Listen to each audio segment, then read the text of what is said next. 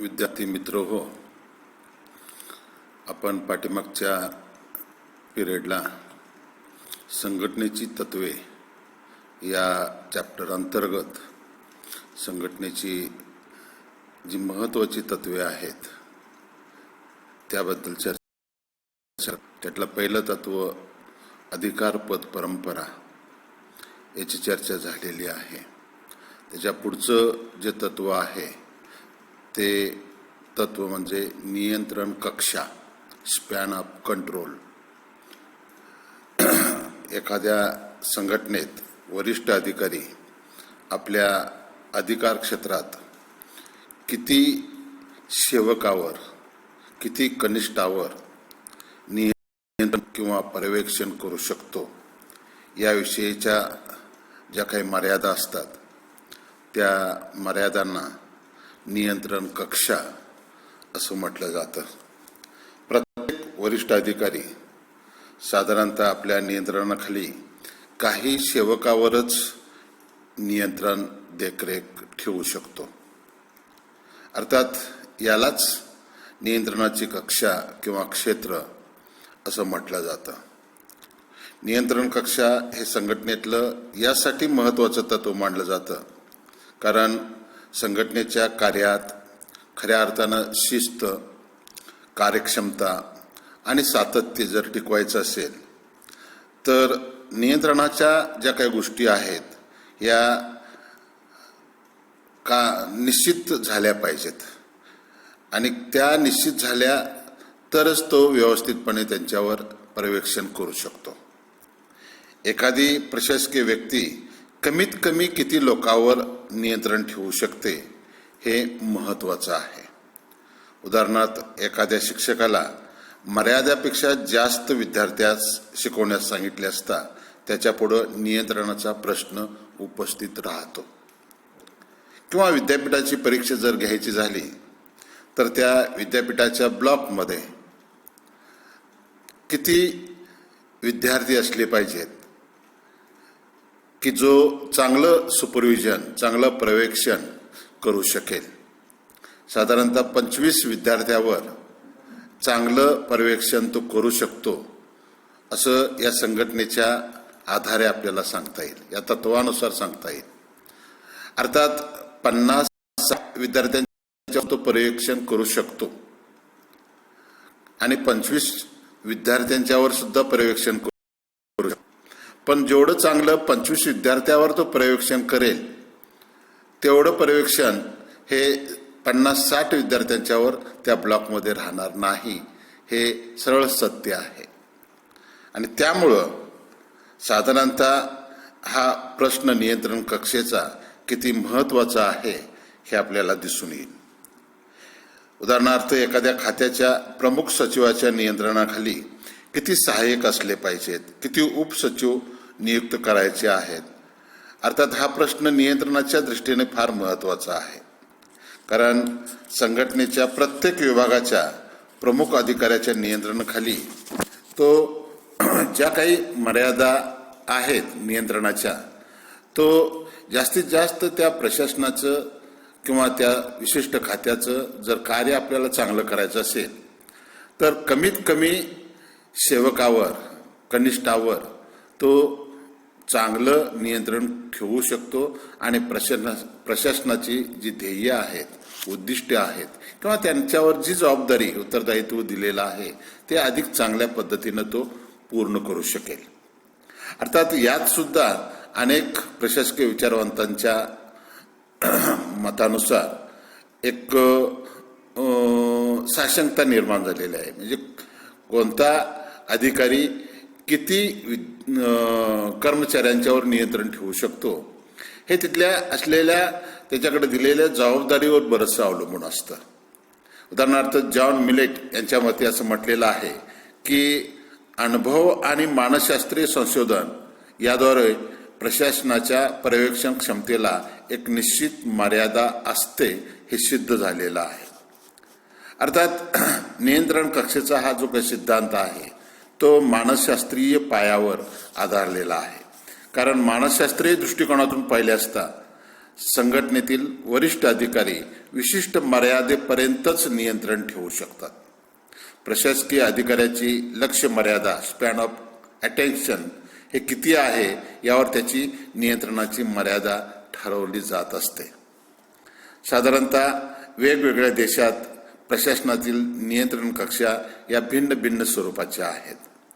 Sir Hamilton यांच्या मते एका वरिष्ठ अधिकाऱ्याच्या नियंत्रणाखाली 3 ते 4 एवढीच कर्मचाऱ्यांची संख्या असावी. तर एल आर्विक यांच्या मते संघटनेतील वरिष्ठ अधिकाऱ्यासाठी नियंत्रण कक्षेतील अधिकाऱ्यांची संख्या 5 ते 6 व कनिष्ठ पातळीवर नियंत्रण क्षेत्रातील सेवकांची संख्या ही 8 ते 12 असावी असं म्हटलेलं आहे. तर लॉर्ड हॅल्डेन आणि ग्रॅम वॉलास यांच्या मते नियंत्रणातील कक्षेतील कर्मचाऱ्यांची संख्या 10 ते 12 असावी. अर्थात या आधारावर काही देशात साधारणतः जर्मनी आणि इटलीमध्ये ती 14 असावी असं म्हटलेलं आहे. फ्रान्समध्ये 17 असावी असं म्हटलेलं आहे. सोव्हिएट रशियामध्ये 20 म्हटलेली आहे. इंग्लंडमध्ये ती 25 मांडलेली आहे. अमेरिकेमध्ये ती 60 मांडलेली आहे. असो, पण प्रत्येक वरिष्ठ अधिकारी किती कर्मचाऱ्यांच्यावर नियंत्रण ठेवतो हे मानसशास्त्रीय दृष्टिकोनातून आता साध्य झालेलं आहे, नक्की झालेलं आहे. चांगलं जर आपल्याला प्रशासन चालवायचं असेल, खातं जर आपल्याला व्यवस्थितपणे उत्तरदायित्वाच्या दृष्टिकोनातून जर राबवायचं असेल, तर नियंत्रणाची जी बाजू आहे, पर्यवेक्षणाची जी बाजू आहे ती अधिक चांगली असली पाहिजे. किती अधिकाऱ्यांच्यावर तो नियंत्रण ठेवतो यापेक्षा किती चांगल्या पद्धतीनं तो नियंत्रण ठेवतो हे फार महत्त्वाचं आहे. कारण एका विशिष्ट पिरियडमध्ये, एका विशिष्ट वेळी त्याला प्रशासनाचं जे ध्येय धोरण आहे ते ध्येय धोरण निश्चित करायचं असतं, यशस्वी करायचं असतं. आणि ते यशस्वी करण्यासाठी तो 10, 12, 15 काय असेल ती संख्या असो, पण चांगलं नियंत्रण होणं आणि आउटपुट जे आहे ते सकारात्मक, पॉझिटिव्हली चांगलं झालं पाहिजे. हा मात्र उद्देश साध्य केला गेला पाहिजे. अर्थात या नियंत्रण कक्षा ज्या काही ठरलेल्या असतात त्याचं एक क्षेत्र किंवा ते ठरवण्याचं एक जे काही घटक आहेत ते घटक हेही फार महत्त्वाचे आहेत. सामान्यतः ज्या संघटनेत अधिकारपद परंपरेच्या तत्वानुसार वरिष्ठ आणि कनिष्ठ अशी स्तर रचना केलेली असते, तिथं नियंत्रण कक्षाचे तत्व हे स्वीकारलेलंच असतं. संघटनेतील वरिष्ठ अधिकाऱ्याचे नियंत्रण क्षेत्र निश्चित करण्यासाठी साधारणतः पुढील घटक हे कारणीभूत ठरत असतात. त्यामध्ये पहिलं एक कार्य, फंक्शन, म्हणजे तुम्ही त्या खात्याकडं किंवा त्या वरिष्ठ अधिकाऱ्याकडं कोणतं कार्य दिलेलं आहे, कार्य किती महत्त्वाचं आहे, कार्य प्रशासनाच्या दृष्टिकोनातून किती महत्त्वाचं ठरलं जातं हे फार महत्त्वाचं आहे. कारण नियंत्रण कक्षा कार्याच्या स्वरूपावरच अवलंबून असते. सामान्य कार्य असेल, विशेष कार्य असेल, याबद्दल नियंत्रण कक्षातील कर्मचाऱ्यांची संख्या ही भिन्न असते. कठीण आणि अवघड स्वरूपाचं जर कार्य दिलं असेल तर ही संख्या सरळच मर्यादित असावी.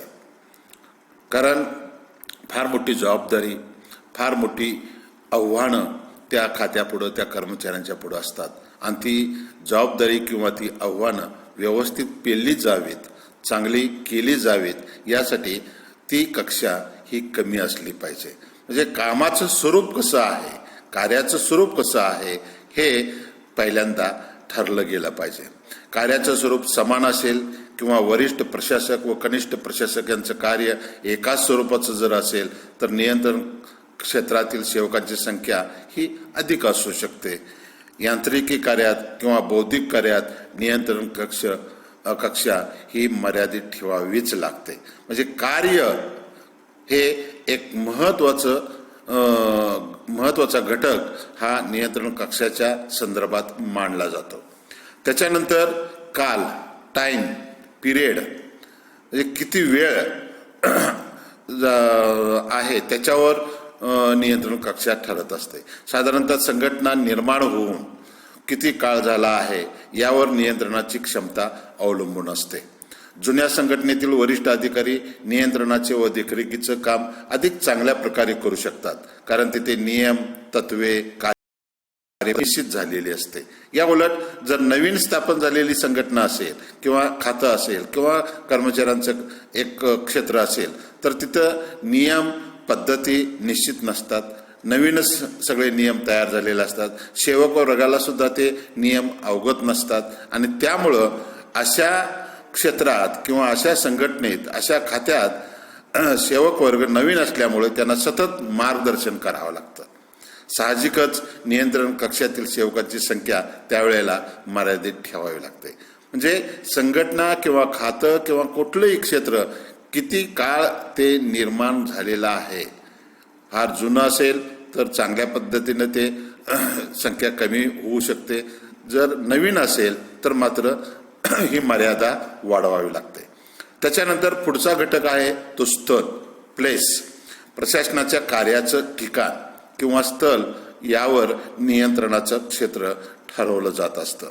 एकाच छत्राखाली जर एकाच ठिकाणी एखादं कार्य चालू असेल तर तिथे नियंत्रण करणं अधिक सोयीचं होतं. त्यामुळे नियंत्रण क्षेत्रातील सेवकांची संख्या त्या ठिकाणी अधिक असू शकते. परंतु एकाच संघटनेचे कर्मचारी विविध ठिकाणी जर कार्य करत असतील तर नियंत्रण आणि देखरेख करणं बऱ्याच वेळेला कठीण होऊन बसतं आणि अशा वेळी नियंत्रण क्षेत्रातील सेवकांची संख्या ही कमी ठेवावी लागते. म्हणजे साधारणतः जे ठिकाण आहे, कामाचं जे एक क्षेत्र आहे ते कसं आहे, जर विस्कळीत असेल, वेगवेगळ्या ठिकाणी लांब आणि हे जर असेल, अंतर जर असेल तर त्यावेळेला अधिक पर्यवेक्षक नेमावे लागतात, अधिक नियंत्रण कक्षा व्यापक ठेवावी लागते. म्हणजे स्थळ हेही एक घटक नियंत्रण कक्ष ठरवणारा महत्वाचा घटक आहे असं म्हणायला काही हरकत नाही. त्याच्यानंतर अत्यंत महत्वाचा चौथा घटक कुठला तर नेतृत्व, लीडरशिप. संघटनेच्या वरिष्ठ अधिकाऱ्याच्या कार्यक्षमतेवर, जो वरिष्ठ असतो की जो नियंत्रण ठेवतो त्याच्या कार्यक्षमतेवर नियंत्रण कक्षा ही ठरत असते. वरिष्ठ अधिकारी जर खरोखर हुशार असेल, कार्यक्षम असेल, धूर्त असेल, प्रभावी असेल तर त्याच्या त्या व्यक्तिमत्वाचा त्याच्या नियंत्रण कक्षेवर निश्चितच परिणाम होत असतो. मग त्यावेळेला हा नियंत्रण ठेवणारा जर खरोखरच त्या अनुषंगानं जर असेल, म्हणजे धूर्त असेल, प्रभावी असेल, चांगलं नेतृत्व करण्याचे सगळे गुण जर त्याच्याकडे असतील तर अधिक कर्मचाऱ्यांच्यावर, अधिक सेवकावर तो नियंत्रण ठेवू शकतो. म्हणजे वरिष्ठ अधिकारी हा जर अकार्यक्षम असेल किंवा कमकुवत असेल, नेतृत्वहीन असेल, अबोल असेल किंवा त्याची क्षमता कमी असेल तर अशा वेळेला त्याला अधिक कर्मचाऱ्यांच्यावर नियंत्रण ठेवणं हे कधीही शक्य होणार नाही. म्हणजे हा त्याचा भाग महत्वाचा ध्यानात घ्यावा लागेल. अशा प्रकारे वरील घटकांचा परिणाम हा संघटनेच्या नियंत्रण कक्षा या तत्वावर होत असलेला आपल्याला दिसतो. म्हणजे स्थळ, काल, कार्य आणि नेतृत्व यांचा सर्वसाधारणपणे विचार करून नियंत्रण ठेवणं, नियंत्रण निश्चित करणं हे संघटनेच्या नेहमी फायद्याचं ठरत असतं. त्याच्यानंतर भारतीय जे काही शासकीय खाती आहेत, लोक निगम जे आहेत, लोकोद्योग ज्या काही संस्था आहेत, अशा संघटनाचं नियंत्रण कक्षा ही भिन्न स्वरूपाची असते. कारण संघटनेचं कार्य कोणत्या स्वरूपाचं आहे यावर अवलंबून असतं. यानुसार नियंत्रण कक्षा प्रामुख्याने ही निश्चित केली जात असते. उदाहरणार्थ पोलीस खातं घ्या, संरक्षण खातं घ्या, या खात्यात नियंत्रण कक्षा ही मर्यादितच ठेवावी लागते. कारण त्यांच्याकडे फार मोठी जबाबदारी, मग शांतता, सुव्यवस्था किंवा इतर ज्या काही संरक्षणाच्या ज्या काही गोष्टी आहेत ह्या त्यांच्याकडे सोपवलेल्या असतात. त्यामुळं त्यांची संख्या ही मर्यादित असते. महाराष्ट्राच्या पोलीस खात्यात क्रमदेय पद्धतीनुसार रचना केलेली असते. नियंत्रण कक्षा 5 ते 6 एवढीच ठेवलेली आहे. पोलीस महासंचालकापासून ते पोलीस उपनिरीक्षकापर्यंत प्रत्येक अधिकारी किमान 5 ते 6 कनिष्ठ अधिकाऱ्यावर नियंत्रण चांगलं ठेवू शकतो. पोलीस महासंचालकाच्या नियंत्रणाखाली 7 ते 6 पोलीस उपमहानिरीक्षक नियुक्त केले जातात आणि पोलीस उपमहानिरीक्षकाच्या खाली 5 ते 6 अधीक्षक कार्य करत असतात.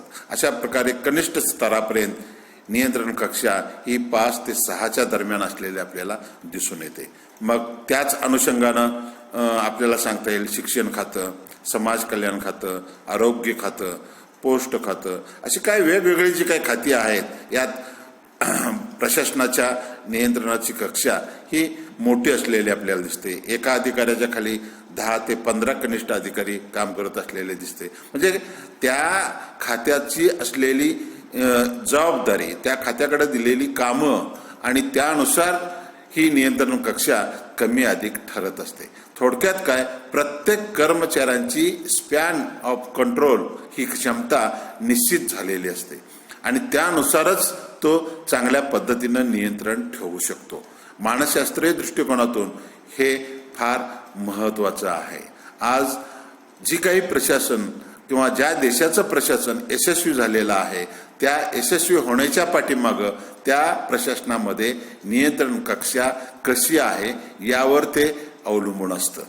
म्हणजे चांगलं नियंत्रण ठेवायचं असेल, चांगलं पर्यवेक्षण ठेवायचं असेल, कर्मचाऱ्यांना आपल्या कार्याची जबाबदारी समजवून द्यावायची असेल तर त्याच्यावर मार्गदर्शन, शिस्त, कार्यक्षमता या सगळ्या गोष्टी या नियंत्रण कक्षावर अवलंबून असतात. म्हणून संघटनेचं हे तत्व फार महत्वाचं आहे असं आपल्याला म्हणावं लागतं.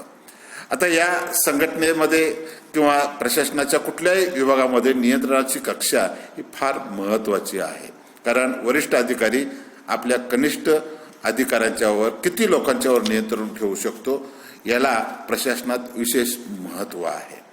कारण वरिष्ठ प्रशासकाच्या असलेल्या ज्या काही कौशल्याचा, ज्या काही नेतृत्वाचा जो काही एक ठसा आहे तो कर्मचाऱ्यांच्यावर पडत असतो. नेतृत्व करणारा हा जर भक्कम असेल, भक्कम याचा अर्थ असा की त्याचे नियंत्रण लॉबी जी आहे ती चांगली असली पाहिजे, त्याचा प्रभाव चांगला असला पाहिजे आणि त्या आधारावर तो अधिकाधिक चांगल्या पद्धतीनं नियंत्रण ठेवून प्रशासनाला यशापर्यंत, जबाबदारीपर्यंत, उत्तरदायित्वापर्यंत पोहोचवू शकतो. तर या अशा संघटनेच्या तत्वाचा आज आधुनिक काळामध्ये सर्व जे देश प्रशासन चांगलं करू पाहतात त्या सगळ्या प्रशासनामध्ये नियंत्रण कक्षेला अनन्यसाधारण महत्त्व आहे हे आपल्याला दिसून येईल. ठीक आहे, याच्यानंतरचं तत्व आपण पुढच्या पिरियडला घेऊ. थँक्यू.